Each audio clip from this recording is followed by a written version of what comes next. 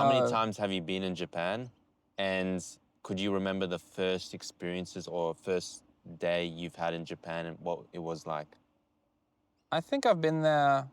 I might get this wrong because my memory is not amazing, but I think I've been there about 3 times before, maybe 4.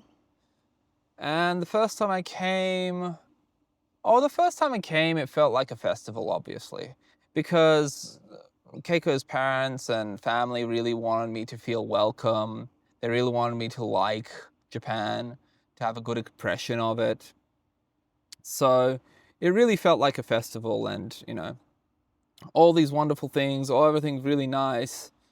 But you don't get the real picture of a country by just the first visit. But that's how it kind of felt. It was very nice, very clean, very very quiet, which was very nice as well. I like the fact that people aren't just randomly yelling on the street or beeping their cars or whatever. It's actually quite nice and quiet. The cars are loud though still. Some of them. Yeah, in some places, but not where her parents live. Her parents live in the suburbs, so it's actually quite nice. So that's how I found my first trip. The first trip we also saw the White Castle. I forget what it's called. It's a famous one. We actually went inside and went up it. It was really interesting to see because you get an idea of how historically they thought was best to protect an area, viewpoints and things like that. But now I'm going into the first trip. It's the overall thing is it was very interesting, kind of very festival, visiting all the relatives, visiting all the sites, busy as well. Yeah, that was the first visit. It was like. And then when did you really start learning Japanese, the language? When I was dating my wife, one day, actually earlier probably. To be fair, I did do Japanese in high school. I did it for a year, I think. Something like that. And I have watched anime for a while too, but that doesn't help that as much as people think. Which animes? All sorts. All sorts. Dragon Ball? Not as much as you'd think. Dragon Ball is not. JoJo's Bizarre Adventure? No, I'm avoiding it. My son watches it and he loves it, but no, I'm avoiding it. I'll watch it when I feel like silliness, There's certain animes you watch that I feel like being silly and I watch them. One Piece? One of the silly ones as well. I did watch some One Piece, but I haven't watched much. No, I've watched Full Metal Alchemist. There's too many to mention. Gudetama? Hmm? Gudetama? What is Kuritama? Gudetama, it's like the egg cartoon, egg anime. No, I have not watched the egg anime. But I've watched plenty. One Punch Man? Yes, definitely. I've watched all of One Punch Man. It's unfortunate that it's not as good in the last season, but I've watched all of One Punch Man. Unfortunate that they stopped at that point. I think it could have continued. I think the books continued, but the series stopped short. Yeah, they've had a second season, so I've watched that. But it's more that they're waiting for the books to continue far enough for them to be able to have enough material to do another season. That tends to be the case. Probably, yeah. And so it just takes time. But no, I've watched plenty. But again, that doesn't help with Japanese language that much unless you're utilizing it properly. Yu-Gi-Oh? I did watch some Yu-Gi-Oh. It's a bit of a shameful thing. When I was younger, I did watch some Yu-Gi-Oh. But Pokemon? yes. I started learning like with a actual goal to learn it when I was with my wife, and I think I learned hiragana and katakana in 2 days. So I did that in a rush. Then I focused on pronunciation for a couple of days to make sure that my pronunciation of each sound was as close as I could to my wife's. because I don't like doing things in a half-assed kind of way. And then, yeah, since then it's just been picking up small vocabulary like passively. It hasn't been like a proper push, which I will have to do when I go to Japan and start learning it. I have been trying to read subtitles less though, because that focuses you to focus on the words that are actually being said and then try and understand it through context, which is the way that you should be using anime if you're going to use it to learn some of the words. But yeah, there are techniques you can use to increase your vocabulary in a fun Duolingo? way. Duolingo? Duolingo, I found out wasn't really. I've used it. I've used it for a while. I found it wasn't that great. Only because it teaches language in the same way you learn it at school, like, cue cards and like rote learning, which I've found isn't actually how our brains work with language. So it helps, yeah, but it's not the best, I find.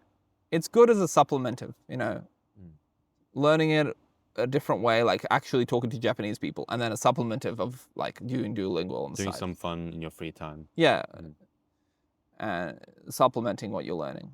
But the main thing is to learn as many words as you can, and learning to read is not as important as I first thought. Yeah, because usually, or at least in my experience of learning languages, I usually start with saying and sounding right rather than learning the alphabet or the hiragana, katakana. Like I usually try to speak it first before understanding how to write or read. That's probably the right way to do it. The right way meaning that you have a better chance not to have an accent, that you have a better understanding of how the language works. And then once you have had enough vocabulary and you're actually able to speak it at some level, then you go, okay, can I find the words in kanji? Can I actually start reading it? Can I learn the actual structure of the language? I guess you could learn the structure first because that does help with speaking. But, like you pick and choose what's useful as opposed to, this is the definite way you have to do it. And I think, yeah, learning to speak it first is probably much better. And then if you like watching Japanese crime dramas or whatever it is you're into, anime not as no, it's not as good because the words they use there aren't necessarily the words that you would use in normal day life. Japanese podcasts, I've watched 1 or 2 now. That helps because you're listening to spoken language with 2 people who are speaking just off the cuff. And I would say that to anyone who was wanting to learn English as well. Watch podcasts, watch movies. Like this one? Yeah, watch podcasts, watch movies. Maybe watch some cartoony things, maybe, but not so much. Look for things that are set in the real world, which of course makes it really difficult for me because I don't particularly like to live in the real world in terms of just the media I consume. But yeah, things that are in the real world means that you're going to pick up more useful words. And also with watching actual videos with like live action people speaking, Exactly. you can also see the mouth movements and stuff. Whereas cartoons, it's kind of like, yeah, exactly. And then once you have enough words, like plenty of them, and most of the sounds that are produced in the language, that's when you start reading, because then you actually know, oh, this is how it's spoken, this is how I'm meant to read it. Unless, unlike if you start reading it first, then you end up in your head going, oh, this is the way it sounds, this is the way I think it sounds, and you have an accent, because the way you think it sounds is almost never the way it actually sounds. And also the way you kind of read words in your head can be a bit off than how you actually sound. And yeah, and it depends on like the language you're from.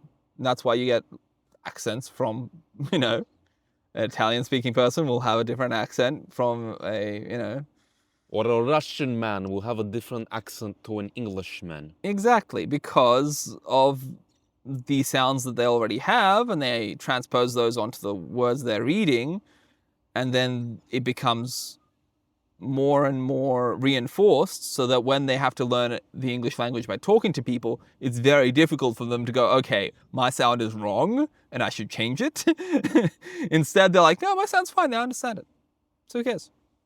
Which is fine. But like, again, it depends on how pedantic you are. You know, if you really want to be speaking the language as close to the culture you're in, then yeah, you would make an effort. But if you don't, then it's fine. All power to you. Just enjoy speaking the language with an accent. It's fine. Yeah. Mm. But don't be surprised when people can't understand sometimes. Definitely, yeah. And going back to Japanese language, how do I say a few different greetings? And if I were to go there, what are the most common phrases that I should learn and how do I say them? So for greetings, I think I know most of them, but you'll need to double check these. Always double check what someone teaches you, just in case. Especially if it's the person who's learnt it themselves, which is what I have. So there is in the morning, Ohayo, which Ohayo? is good morning. Usually for politeness, you say Ohayo gozaimasu. Ohayo gozaimasu? Then for during the day, it's konnichiwa. Konnichiwa? And then for evenings, when it's in the evening or nighttime, konbanwa. Konbanwa. Close. Yeah, that didn't feel Japanese. Konbanwa. Konbanwa. Konbanwa. It's better to learn the... I did it in an English way just then. It's better to learn the actual Japanese, what do they call them? Particles. Ko, ba, wa. That's like the proper way, right? And then you have to speed it up, obviously. Ko, ba, wa. Ah, I see. You're doing English N, that's why. Their N is in the back of the mouth. Not a big deal. Oh, yeah. Not a big deal. And also on that, yeah. with the pronunciation, how do I make the voice or how do I make the right sound? Do I have to make it more deeper or? Oh, the pitch is not a big deal. You just copy other people for the most part, right? Because their pitch stuff isn't as difficult as Chinese or whatever, because they have a lot of, like, some words have different meanings based on the pitch. But for Japanese, from what I've found, you don't need to worry about it as much. There are some blends, there's not many, which you would see them as a separate sound. But when they're written, you see, oh, actually it's a blend of two sounds. And then, yeah, there's not much when it comes to, like, loudness of the voice. Definitely don't need it. Most Japanese people are softly spoken. Again, exaggeration. Most as in most of the ones that I've talked to. There are, of course, the tougher guys out there that'll be a little bit more assertive. But compared to an American or an Australian or a New Zealander, you know, not really. They tend to prefer to be strong, few words spoken, as opposed to strong and, you know, over the top, loud. So I've heard or at least from what I've heard, there might be deeper voices or sound, or they might sound deep when they speak it versus other languages like English or people who speak Russian. I haven't noticed such a thing. I do notice it with men. They tend to speak in a deeper tone, and women tend to speak in a higher tone to be a bit more docile, I guess, because they do have this kind of separation of the sexes that is now much less than before, but it's kind of still there. So when it comes to the way I speak, I probably speak like my wife, to be honest. And that's probably not going to change until I have some male friends, because, you know, that's who I learned from.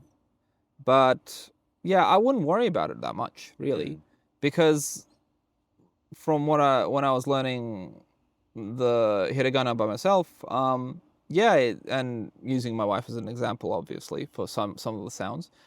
Yeah, it's just, you just need to make sure that the sounds are correct, and then you learn the words. That's it.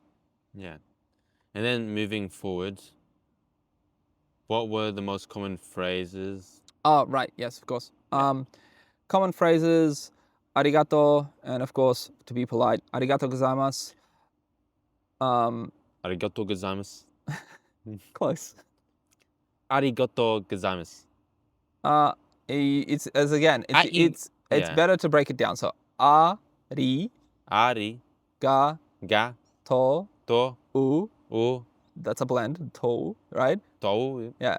So arigato. Arigato. You let the u be softer Oh, because okay. it kind of disappears, but it's arigato. Arigato. And then go Go za za i ma ma su. su. But the u on the su disappears. So arigato gozaimasu. Arigato gozaimasu. No, but it's okay. Like I said before, just listen to people say it over and over again. Yeah. Try and copy it, and listen to yourself when you speak, and then slowly adjust. That's the best way. Yeah. So arigato gozaimasu is thank you very much. Then Itadakimasu. itadakimasu.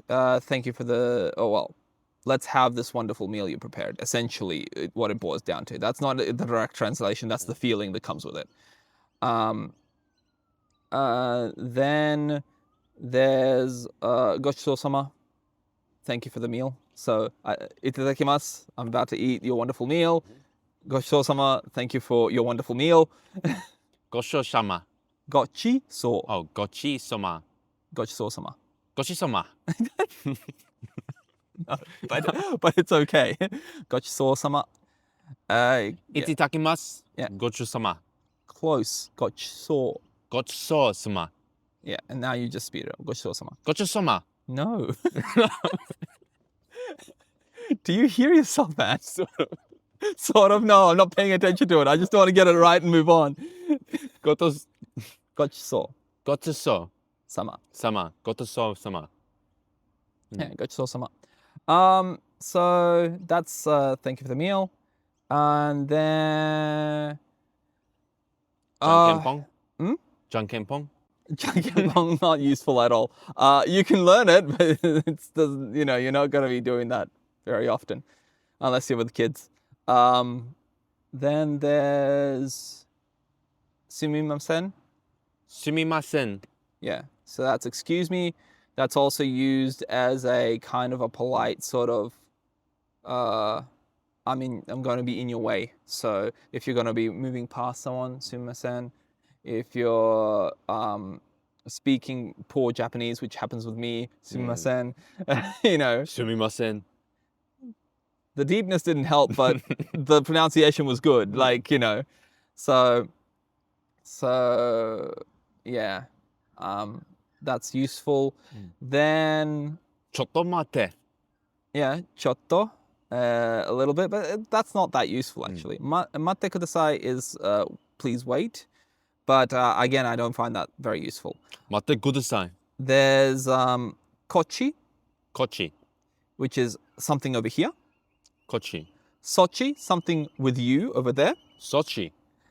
And I think it's achi, but I might be wrong. You need to check it, which is something over there. Achi. So away from both of us. Oh, okay. So that's positional. So if you're like, when you're in a shop, you're like, kochi nan desu ka? Which is nan desu ka is what is it? So kochi nan desu ka? Kochi nan desu ka? What is this thing, right?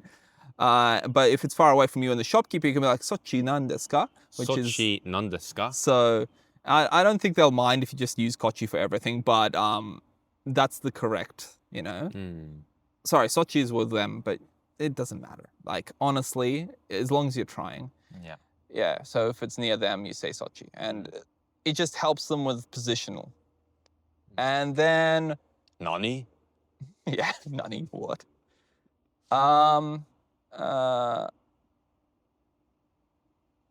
Yeah, I think so. Again, I might be getting these wrong because, I'm working from memory and my Japanese isn't that great. My pronunciation might be okay, but my understanding is not the best. So I might be getting some of these wrong. But Sensei. sensei. I'm hardly a sensei. I guess I'm your sensei right now. But yeah, so I think those are the main ones. And of course,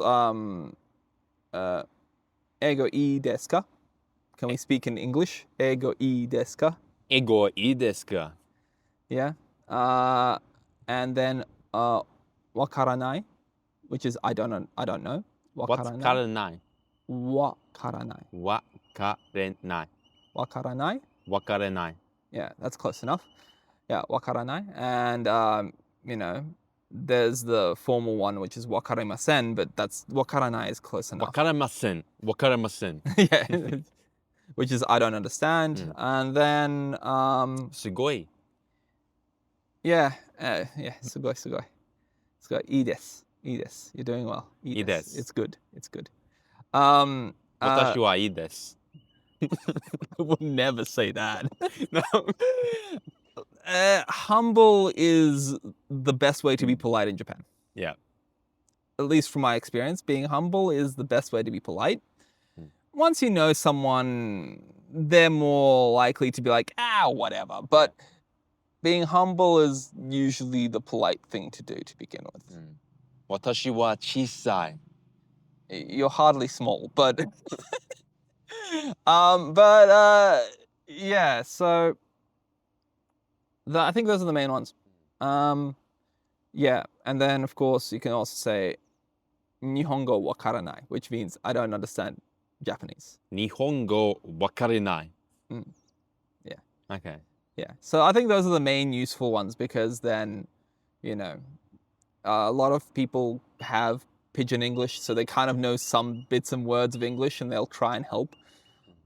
So for the most part, I think that's enough to really get you through.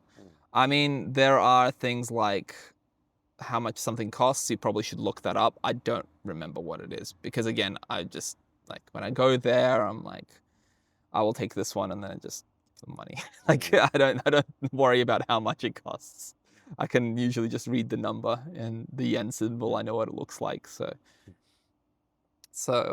Nandesu ka yen? Nandesu ka is what is it? What is it, yen? What is it, money? That could work. No, the ikura nandesu ka, I think. Ikura is how much? Ikura nandesu ka? Yeah, so that's the sentence, I think. Yeah. Then Sayonara. there's also daijoubu. Or daijobu. Daijoubu means you're okay, but you can use it with a question in upping of the tone, daijoubu, as a question. Are you okay? Yeah, daijoubu. Daijobu? Yeah. And then of course you'll hear people say daijoubu. Well, you won't because that's not polite, but you'll hear something along those lines. Watashi wa daijobu. Yeah. Well, I would never use watashi, but because when you're speaking, they will assume you're speaking about yourself. And then if you're talking about someone else, they'd be assuming whoever you're looking towards is who you're talking about. So, kimi, watashi, you don't hear them very often. You do hear them, but you don't hear them very often unless the context is very confusing. Yeah. Like in a larger group of people, perhaps. But there's no pointing. Pointing's very rude. Daijobu. That's very rude. So no, there's no pointing. There's hand waving. Oh. There's hand waving, but you don't point. Like political, like 4 fingers. No, it's like this, this. Daijobu. Kochi wa Vlad desu. Watashi wa Vlad desu. Over here is Vlad. This is basically what I said.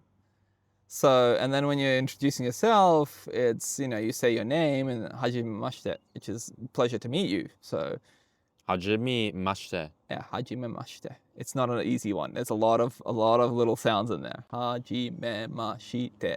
Hajimemashite. Hajimemashite. Hajimemashite. close. You're not going to get it the first time round. Probably not, And I yeah. didn't, and I probably didn't get it the first time round either. I had to practice. But yeah, so 私は yeah. 日本語小さい。ちょっとわかる。ちょっとわかり？何？わかる。わかる is the positive tense of understand. わかる。わからない is the negative tense of you don't understand. Okay. So わかる。ちょっとわかる. Those sound similar. Yes, because we there say that? is a nai that's attached at the end Okay. of わかる to make it the negative version. Okay. So there are things like that around the place. When it 私はわかりない。 Yeah, that's close enough. わからない. Yeah, close enough. Yeah, so definitely yeah, I think that's all. I can't think of anything else. Sushi? Yeah, I mean, I'm sure there are the things you can look up, like where can I find sushi or something like that. But if I was gonna go for something that complicated as a tense, I would probably first ask them if they can speak English. Yeah, okay. To be honest. Or another good thing to have is a map. If you have a map, or you put up on your phone the place you're looking for, you can show it to them, and then you say, what's the word for way? Doko, I think. Doko, I think. Doko. Is where. I don't remember how to make it into a sentence though. And then you can be like, kochi doko desu ka? Doko desu ka? Yeah, and then they'll be like, wakaranai, which means they don't know. Or they will be like, oh, you, in Japanese, they'll reply to you, you go over there, you go over there. But if you ask them, ego ii desu ka, then maybe they might be able to tell you in English how to get there. But you have to be patient because, they've, as we've discussed before, if you learn English from books, the same way as if you learn Japanese from books, you'll have a heavy accent and it'll be difficult to understand. So just take your time, listen to them carefully, and yeah. Yeah. And then I think I've heard gohan. Gohan is food. Oh, just food in general. The literal translation is rice, but cooked rice, but it actually just basically means meal. Yeah. Yeah. So unless you're talking about rice, then you'd point to it, or not point to it, you wave to it, you go, gohan. You know? Gohan.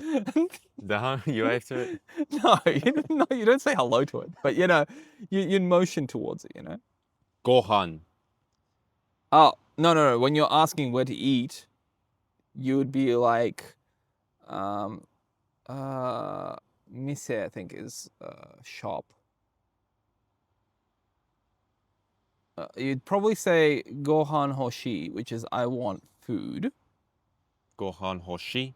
Doko mise, I think mise, you need to look up what shop is, but doko mise desu ka? And then it's like, where's a shop? And then by the context of you wanting food, they might be able to point you towards.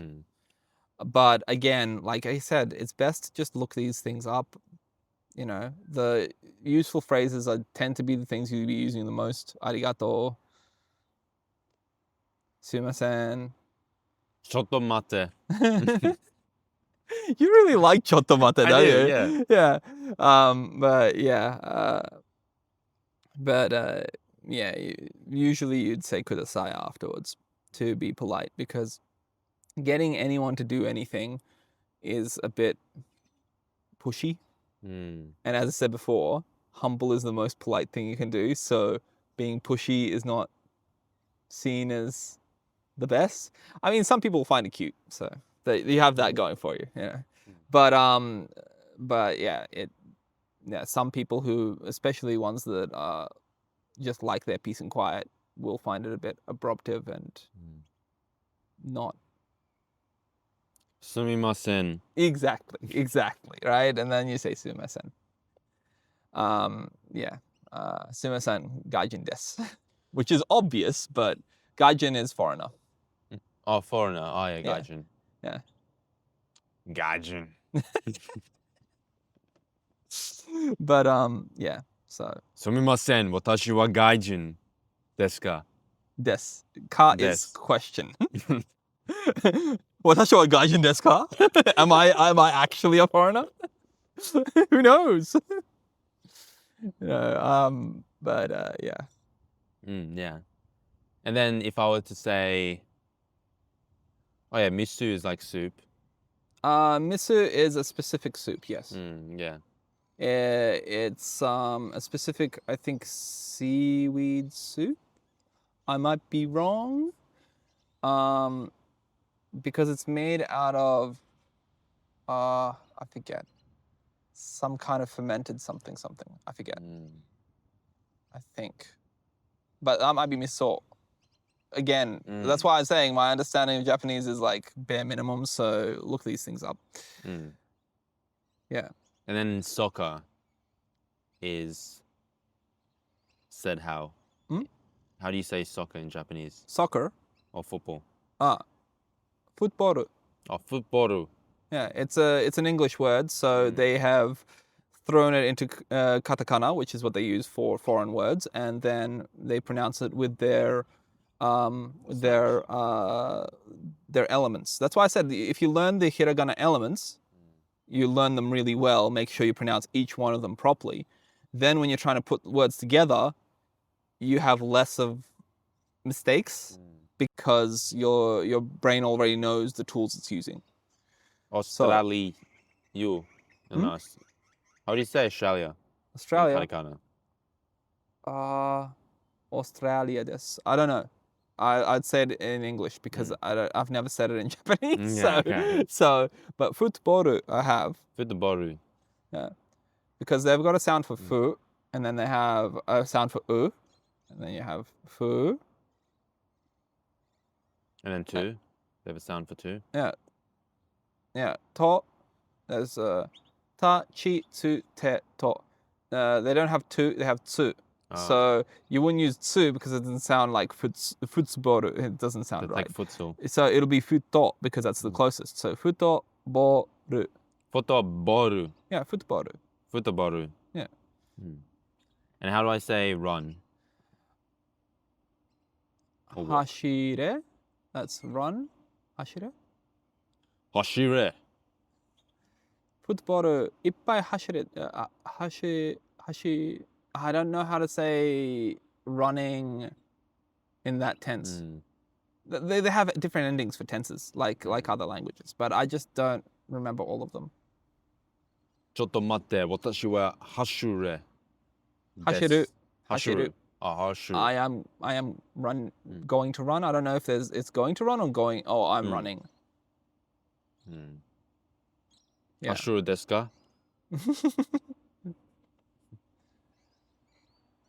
Yeah.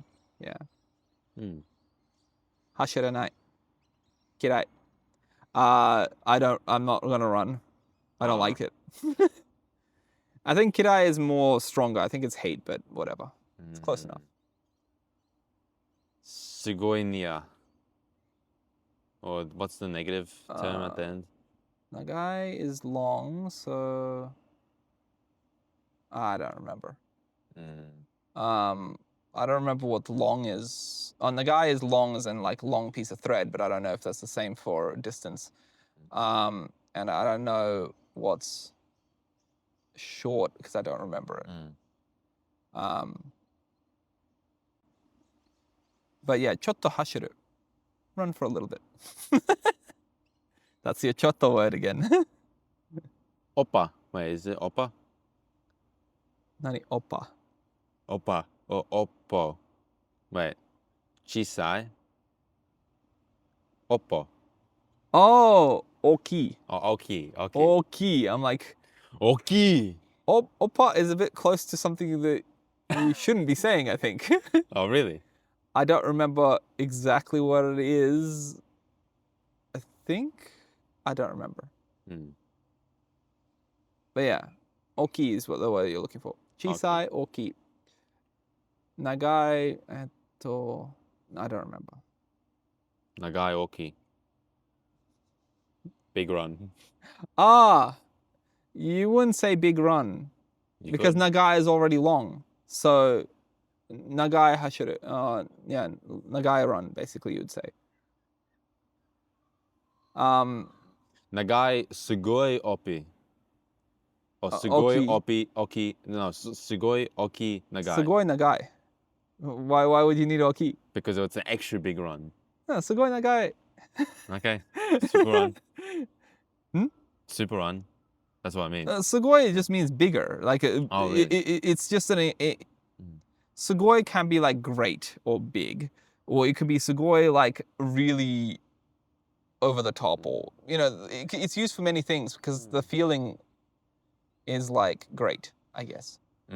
私はすごい.